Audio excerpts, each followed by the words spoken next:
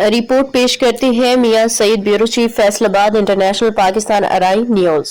Pakistan ideal इंसाफ पे मबनी प्लेटफॉर्म है जो नया टैलेंट सामने ला रहा है। राहत फतेह अली खान।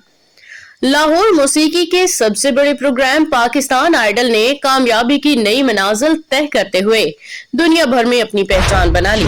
प्रोग्राम की मकबूलियत इस कदर बढ़ चुकी है कि आलमी सतह पे भी इसके चर्चे होने लगे। शो में पहली बार गुलकार को शानदार ट्रिब्यूट पेश किया गया, जिसे नाजरीन ने बेहद सराहा।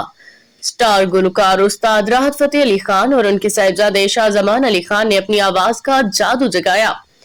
उस्ताद राहत फतेह अली खान का मीडिया से गुफ्तगू के दौरान कहना था कि पाकिस्तान आइडल एक इंसाफ पे मबनी प्लेटफॉर्म है जो मुल्क भर से नए टैलेंट को सामने ला रहा है।